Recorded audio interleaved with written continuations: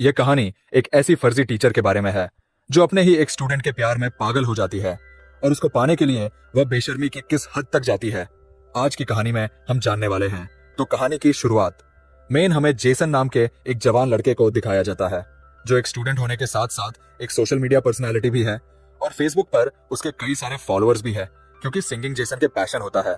इसके बाद हमें एक कैथोलिक स्कूल को दिखाया जाता है जहां जेसन के पेरेंट्स समर वेकेशन के बाद जेसन और उसकी बहन जॉय को स्कूल छोड़ने के लिए आए हैं।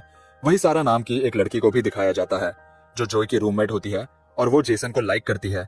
जेसन के फादर चाहते हैं कि जेसन सिंगिंग छोड़कर अपनी पढ़ाई पर ध्यान दे, पर जेसन म्यूजिक को अपना प्रोफेशन बनाना चाहता है।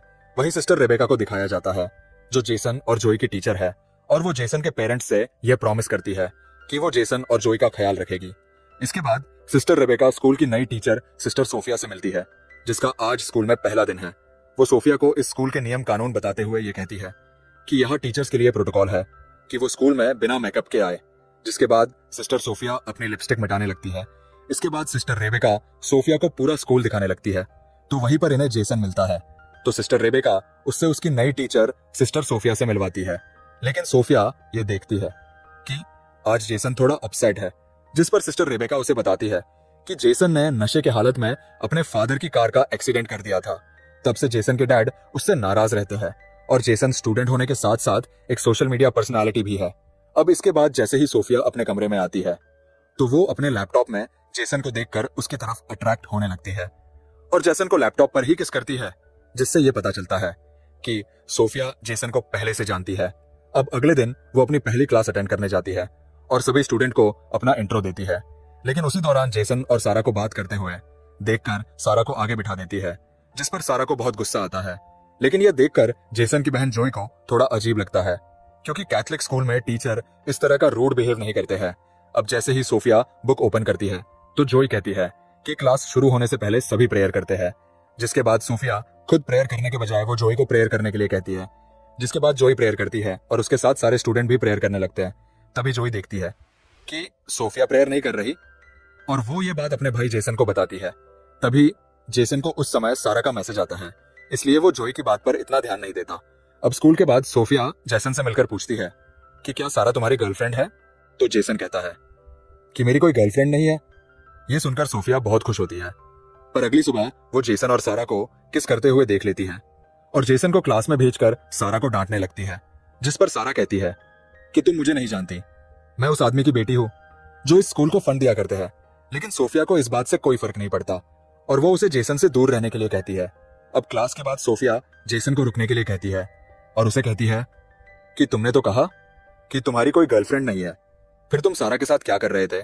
जिस पर जेसन के पास इस बात का कोई जवाब नहीं होता। जिसके बाद सोफिया कहती है कि तुम एक बार मेरे चैम्बर में आकर मिलना। अब थोड़ी देर बाद जब जेसन सोफिया से मिलने के लिए जाता है तो वो देखता है कि सोफिया अपनी बॉडी को मॉइस्चराइजर कर रही होती है। असल में सोफिया ने जानबूझकर अपने कमरे का दरवाजा खुला रखा था ताकि जेसन उसे ऐसी हालत में देखकर उसकी तरफ अट्रैक्ट हो जाए। अब अगली सुबह सोफिया जेसन से पूछती है कि वो उससे मिलने क्यों नहीं आया, जिस पर जेसन कहता है कि वो भूल गया था। अब यहाँ जेसन और जॉय को स्कूल आए हुए 1 हफ्ता हो चुका है और वीकेंड पर उनके पेरेंट्स उन्हें अपने घर लेने के लिए आए होते हैं। वही सिस्टर सोफिया का जेसन के बगैर मन नहीं लगता, इसीलिए वो सिस्टर रेबेका से अपने आंटी की तबीयत खराब होने का बहाना करके स्कूल से लीव ले लेती है। इधर घर पर जेसन अपने डैड से कहता है कि वो स्कूल से 1 साल की छुट्टी लेकर अपने पैशन पर काम करेगा, लेकिन उसके डैड चाहते हैं कि वो अपना फोकस पढ़ाई में लगाए। जिस पर इन दोनों के बीच बहस हो जाती है और जेसन नाराज होकर बाहर आ जाता है और अकेले ही बाहर गाना गा रहा होता है। इसी दौरान सोफिया अपनी कार लेकर जेसन के घर आती है और छुपकर उसकी सिंगिंग को एंजॉय कर रही होती है। तभी जेसन को सारा का कॉल आता है, जिससे सोफिया गुस्सा होने लगती है और तभी सोफिया का पैर गलती से किसी चीज से टकराता है और आवाज आने पर जेसन उसकी तरफ बढ़ने लगता है। लेकिन तभी जेसन को जॉय का मैसेज आता है और वो वापस अंदर चला जाता है। अब सोफिया किसी तरह सारा को जेसन से दूर करना चाहती है, इसलिए वो अपनी पहली चाल चलती है जिसमें वो रात को सारा के कमरे में जाकर उसकी बुक में ड्रग्स रख देती है। लेकिन बाहर निकलते समय उसका सामना सिस्टर रेबेका से होता है तो वो उन्हें बताती है कि उसे किसी की आवाज सुनाई दे रही थी, इसीलिए वो देखने के लिए यहाँ आई थी। इसी दौरान जॉय नींद से उठ जाती है जो सारा के रूम में ही रहती है और दोनों की बातें सुनकर उसे सोफिया पर शक होने लगता है। अब अगली सुबह क्लास में सोफिया सारे स्टूडेंट्स को वही पेज ओपन करने के लिए कहती है जिस पर उसने सारा की बुक के उसी पेज में ड्रग्स रखा था। जिसके बाद वो सारा को ड्रग्स के साथ पकड़ लेती है और उसे कहती है कि तुम्हें इसके लिए बहुत बड़ी सजा मिलेगी। जिसके बाद इस बात की खबर पूरे स्कूल में फैल जाती है, जिससे सारा को स्कूल से सस्पेंड कर दिया जाता है। इसके बाद सोफिया सिस्टर रेबेका से कहती है कि आपको इस स्कूल की रेपुटेशन बचाए रखनी है तो आपको बॉयज के कमरों की भी तलाशी लेनी चाहिए। जिस पर सिस्टर रेबेका जेसन और उसके दोस्तों के कमरों की तलाशी लेते हैं और उन्हें जेसन के बैग से शराब की बोतल मिलती है। दरअसल ये काम भी सोफिया ने ही किया होता है, लेकिन जेसन टीचर को कहता है कि मुझे नहीं पता कि ये बोतल कहां से आई और किसने रखी है। अगर आपने मुझे सस्पेंड कर दिया तो उस काम के लिए मेरी लाइफ बर्बाद हो जाएगी, जो काम मैंने असल में किया ही नहीं।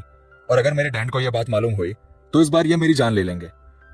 ये सुनकर सोफिया उन्हें एक सुझाव देती है, जिसमें जेसन की सजा ये होगी कि वह 1 हफ्ते तक स्कूल के वो सारे काम करेगा जो अक्सर यहाँ की सिस्टर्स किया करती है। और जेसन भी इसके लिए मान जाता है। अब इसके बाद हमें पास्ट का एक सीन दिखाया जाता है कि किस तरह सोफिया ने सोशल मीडिया पर जेसन को देखा और वह उसके सॉन्ग्स और उसके आवाज की फैन हो गई और वह जेसन से मिलने के लिए सोफिया नाम की एक सिस्टर जो उसी स्कूल में ट्रांसफर होने वाली थी, उसका मर्डर करके उसे ठिकाने लगा दिया और उसकी जगह सारे डॉक्यूमेंट्स चेंज करके सिस्टर सोफिया बनकर स्कूल में एंटर हो गई। अब कहानी प्रेजेंट टाइम में आती है, जहां हम देख पाते हैं कि जेसन स्कूल के काम कर रहा है और पौधे लगा रहा है। इसी समय सोफिया वहां आती है और हेल्प करने के बहाने उसको उकसाने लगती है। वही जोई यह सब नोटिस कर रही होती है। अब अगले सीन में हम देखते हैं कि सोफिया आखिरकार सारी धार्मिक हदों को पार करते हुए रात को जेसन के कमरे में एंटर हो जाती है और अंदर जाते ही वो मोबाइल रिकॉर्डिंग ऑन करके रख देती है और अपने गले से नेकलेस उतारती है। तभी जेसन की नींद खुल जाती है और वो देखता है कि सिस्टर सोफिया उसके सामने है और उसे अजीब लगने लगता है। लेकिन सोफिया जेसन को अपनी अदा में बहकाने की कोशिश करती है और पास आकर जेसन को किस करने लगती है। लेकिन जेसन को डर लग रहा था कि यह सब पाप है और उन्हें यह सब नहीं करना चाहिए, पर सोफिया के मनाने पर वो उसकी बहकावे में आ जाता है और आखिरकार दोनों एक दूसरे के बिल्कुल करीब होकर इंटीमेट हो जाते हैं। अब अगली सीन में हम देख पाते हैं कि जेसन रिग्रेट होकर चर्च में जाता है फादर से इस बात का कन्फेस करने के लिए कि उसे एक बहुत बड़ा पाप हो गया है। अब वो जैसे ही फादर से माफी मांगने लगता है तभी वह देखता है कि वह फादर की जगह सोफिया है और वो उधर ही आकर उसके गोद में बैठकर उसे किस करने लगती है और एक बार फिर से दोनों वहां पर इंटीमेट होने लग जाते हैं। अब इस इंसिडेंट के हुए 1 हफ्ता गुजर जाता है और जेसन अपने घर चला जाता है, जहां उसे सारा का मैसेज आता है जिसमें वो उसे रात की पार्टी के लिए इनवाइट करती है। वही सोफिया भी स्कूल से निकल रही होती है, पर तभी वो सिस्टर रेबेका को किसी और स्कूल के फादर से असली सोफिया के बारे में बात करते हुए सुन लेती है, जिससे उसको यह पता चला है कि वो फादर असली सोफिया को बहुत पहले से जानते हैं। यह सुनते ही वो घबराकर कार की तरफ बढ़ने लगती है, लेकिन तभी सिस्टर रेबेका उसे देखकर कहते हैं कि तुम कहाँ जा रही हो, जिस पर सोफिया उन्हें अपनी आंटी की मेडिकल इमरजेंसी का बहाना करके वहां से निकल जाती है। अब उसी रात जेसन अपने डैड से कहता है कि वो सारा के घर पार्टी में इनवाइट है, लेकिन उसके डैड उसे जाने से मना कर देते हैं। जेसन सारा के घर जाकर काफी शराब पीता है, जिसके बाद सारा उसे एक कमरे में ले जाती है और दोनों एक दूसरे को किस करने लगते हैं। पर इसी दौरान जेसन को सोफिया के साथ किए हुए इंटीमेट सीन याद आने लगते हैं, जिसके बाद वो एक बियर बोतल लेकर वहां से निकल जाता है, लेकिन उसको पुलिस खुलेआम बियर की बोतल के साथ पकड़ लेते हैं। पर तभी वहां सोफिया आकर पुलिस को बताती है कि जेसन मेंटली काफी डिस्टर्ब है और उन्हें वो कन्विंस करती है कि वो जेसन को जाने दे, जिसके बाद सोफिया की बात मानकर पुलिस उसे जाने देती है। अब जेसन सोफिया से कहता है कि वो नशे की हालत में घर नहीं जा सकता, इसलिए सोफिया उसे होटल के एक रूम में ले जाती है।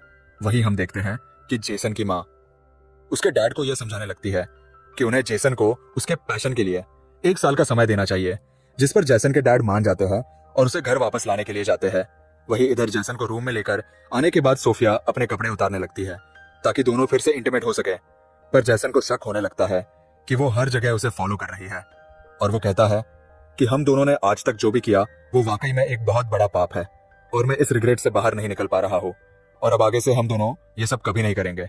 लेकिन सोफिया कहती है कि हम दोनों के बीच काफी सिमिलैरिटी है और हम दोनों के ही डेड हमें नहीं समझाते और हम दोनों एक दूसरे से मिले ही इसलिए कि दोनों एक दूसरे के साथ रह सके। लेकिन जेसन सोफिया की कोई बात नहीं मानता और वो सोफिया को उधर ही छोड़कर चला जाता है, जिससे सोफिया को बहुत गुस्सा आता है। वही जेसन के फादर उसे ढूंढ लेते हैं और उसे कहते हैं कि उन्होंने कहीं ना कहीं जेसन को फोर्स किया है और वो उसे सॉरी कहकर उसे एक मौका देने की बात करते हैं। अब अगले दिन सुबह जब जेसन और जोई दोनों स्कूल के लिए निकलते हैं तो सोफिया भी वहां होती है और वो उन्हें देखकर कार स्टार्ट करके जाने लगती है। तभी जोई उस कार को देख लेती है और स्कूल आकर उस कार को ढूंढ भी लेती है और नंबर के जरिए ऑनलाइन चेक करती है, जिससे उसे पता चलता है कि वो कार सोफिया के नाम पर ही रजिस्टर है। जिससे जोई को मेन यकीन हो जाता है कि वो सोफिया ही थी जो उनके घर के बाहर ठहरी थी। वहीं इधर जेसन अपने कमरे में जाता है तो सोफिया उसे बेहोश पड़ी मिलती है, जिससे वो घबरा कर उसे होश में लाने के लिए माउथ टू माउथ ऑक्सीजन देने की कोशिश करता है, लेकिन उसे पता चलता है कि सोफिया नाटक कर रही है। जिस पर जेसन सोफिया पर गुस्सा होकर यह कहता है कि मैं इस बारे में फादर को रिपोर्ट कर दूंगा। लेकिन सोफिया को इस बात से कोई फर्क नहीं पड़ता और वो कहती है कि अगर तुमने रिपोर्ट किया तो मैं भी सभी को बता दूंगी कि तुम एक स्टूडेंट होकर किस तरह एक टीचर के साथ बेशर्मी की सारी हदें पार कर चुके हो। अब जेसन समझ जाता है कि वो बुरी तरह फंस चुका है। तभी उसे जोई फोन करके सोफिया के कार के बारे में बताती है, जिस पर जेसन उसे कहता है कि वो इस बारे में किसी को ना बताए। अब आगे हम देखते हैं कि क्लास में प्रेयर के बाद सिस्टर रेबेका सारा को दोबारा वापस लेकर आई है, जिससे सोफिया को बहुत गुस्सा आता है और क्लास के बाहर सोफिया सिस्टर रेबेका को नियम समझाने लगती है कि किस तरह आप सारा को वापस स्कूल में परमिशन दे सकती है। जिस पर सिस्टर रेबेका कहती है कि तुम मुझे नियम कानून मत सिखाओ, मुझे पता है कि क्या करना चाहिए और क्या नहीं, और तुम पहले प्रेयर करना सीखो। अब एक तरफ सारा के वापस आने की खुशी में जेसन सिंकिंग कर रहा होता है, तो दूसरी तरफ सोफिया गुस्से में आकर एकदम साइको की तरह बिहेव करने लगती है। इसके बाद हम देखते हैं कि सारा जब नहा रही थी तो सोफिया वहां जाकर उसके सर दीवार पर मार मार के उसकी जान ले लेती है और फिर साबुन गिराकर इस मर्डर को एक नॉर्मल एक्सीडेंट की तरह दिखाने की कोशिश करती है। इसके बाद जब जोई नहाने के लिए जाती है तो वो सारा को मरी हुई देखकर चिल्लाने लगती है। इसके बाद सारा की बॉडी को पोस्टमार्टम के लिए ले जाया जाता है। इसी दौरान सारा की लाश देखकर जोई ये कह रही होती है कि इतने सालों में शावर लेते समय कभी भी ऐसा नहीं हुआ, यहाँ कुछ ना कुछ तो गड़बड़ जरूर हुआ है। अब अगले दिन चर्च में प्रेयर करने के बाद जब सोफिया बाहर आती है तो जेसन सोफिया से कहता है कि जरूर तुमने कुछ किया होगा, जिस पर सोफिया कहती है कि पुलिस ने इसको एक एक्सीडेंट डिक्लेयर कर दिया है और वैसे भी यहाँ कोई गुनहगार नहीं है और सबसे बड़े गुनहगार तो तुम हो जिसने एक नन के साथ संभोग किया है। ये कहकर वो उसे वो एमएमएस दिखाने लगती है जो उसने इंटीग्रेट होने के दौरान छुपाकर रिकॉर्ड किया था और वो कहती है कि अगर तुमने सारा के बारे में कुछ भी अपनी जुबान से निकाला तो मैं ये एमएमएस सोशल मीडिया पर वायरल कर दूंगी। अब अगले दिन सुबह जब सोफिया जेसन और जोई को घर जाते हुए देखती है तो इस बार वो सिस्टर रेबेका से अपने आंटी के डेथ का बहाना बनाकर वहां से निकल जाती है और उसी रात जेसन और उसकी फैमिली डिनर के लिए बाहर एक रेस्टोरेंट में जाते हैं, पर वहां वो देखते हैं कि सिस्टर सोफिया भी यहाँ आई हुई है। इसके बाद सोफिया जेसन के पेरेंट्स को अपना एंट्री देती है, जिस पर उसके डैड उसे अपने साथ ज्वाइन होने के लिए कहते हैं, लेकिन जेसन नहीं चाहता कि वो यहाँ बैठे, पर उसके बाद सोफिया के बैठने का इंतजाम कर देते हैं और वो उनके साथ बैठ जाती है। लेकिन जेसन अनकंफर्टेबल होने लगता है और ये सब उसकी बहन जोई नोटिस कर रही होती है। वहीं सिस्टर रेबेका सोफिया के आंटी के डेट पर फूल भेजने के लिए उस जगह का पता लगाने की कोशिश करती है, जिससे उन्हें यह मालूम होता है कि उधर किसी की भी डेथ नहीं हुई और ना ही वो सोफिया का एड्रेस है। इधर जोई के कहने पर जेसन अपनी बहन को सब कुछ बता देता है कि किस तरह वो धीरे धीरे सोफिया के जाल में फंस गया और सोफिया ने उनके इंटीमेट होने का एक एमएमएस भी बना लिया है, इसलिए वो कुछ भी नहीं कर सकता। जिसके बाद दोनों मिलकर एक प्लान बनाते हैं कि वो नन असली सोफिया है या नहीं, इसकी सबूत तलाश करेंगे। अब अगले दिन हम देखते हैं कि सिस्टर रेबेका को रात के कॉल पर सोफिया पर शक हो चुका था, इसलिए वो सोफिया को अपने कमरे में बुलाकर ये कहती है कि जब से तुम आई हो कुछ ना कुछ गड़बड़ होता ही जा रहा है और तुम्हारे आते ही मैंने अपने बेस्ट स्टूडेंट को सस्पेंड भी कर दिया और अब तुम्हारी आंटी की डेथ का झूठा खबर भी पकड़ा गया है। ये कहकर वो फादर से कंप्लेंट करने जाने ही वाली होती है, तभी सोफिया एक लैंप से मारकर सिस्टर रेबेका को घायल कर देती है। वहीं हम देखते हैं कि जेसन और जोई सोफिया के कमरे में पहुंच जाते हैं उसके खिलाफ सबूत ढूंढने के लिए, जहां जाकर उन्हें असली सोफिया का लैपटॉप मिल जाता है और साथ ही उस लड़की का लैपटॉप भी मिलता है जो सोफिया बनकर यहाँ आई हुई है, जिसका असली नाम लॉरा है। और वह देखते हैं कि उसने जेसन के कई सारे पिक्चर्स सेव करके रखी हुई है। ये देखकर वह दोनों समझ जाते हैं कि लॉरा पूरा प्लान बनाकर यहाँ आई है। अब ये बात वह सिस्टर रेबेका को बताने के लिए जाते हैं, तभी उनका सामना सोफिया यानी लॉरा से होता है और वह जेसन के हाथ में अपना लैपटॉप देखकर यह समझ जाती है कि उसका राज खुल चुका है। लेकिन वह जेसन से अपने पागलपन का इजहार करते हुए ये कहती है कि तुमने जितने भी गाने गाए हैं वो सब मेरे लिए ही थे, जिससे जेसन और जोई समझ जाते हैं कि यह लड़की पूरी तरह से साइको बन चुकी है। जिसके बाद वो आगे बढ़ने लगते हैं, लेकिन तभी मौका देखकर सोफिया जोई पर लैंप से वार कर देती है, जिससे जेसन गुस्से में आकर उसका गला दबाने लगता है। तभी वह जेसन के पैरों के बीच लात मार देती है, जिससे वो दर्द से गिरकर बेहोश हो जाता है। जिसके बाद वो जोई को फिर से उसी लैंप से मारने ही वाली होती है। तभी वहां पर सिस्टर रेबेका आकर उसके हाथ से वो लैंप छीन लेती है लेकिन वो सिस्टर रेबेका को भी मारने लगती है। तभी जेसन होश में आकर अपनी जेब से स्क्रू ड्राइवर निकालता है और सोफिया की पीठ में वार कर देता है, जिससे वहीं पर सोफिया की मौत हो जाती है। इसके बाद हमें स्कूल के ग्रेजुएशन का दिन दिखाया जाता है, जिसमें जेसन के डैड जोई को उसकी मॉम की कार और जेसन को एक नया गिटार गिफ्ट करते हैं। और इसी सीन को दिखाते हुए ये शानदार कहानी यहीं पर खत्म हो जाती है। तो दोस्तों, ये कहानी आपको कैसी लगी कमेंट में जरूर लिखिएगा।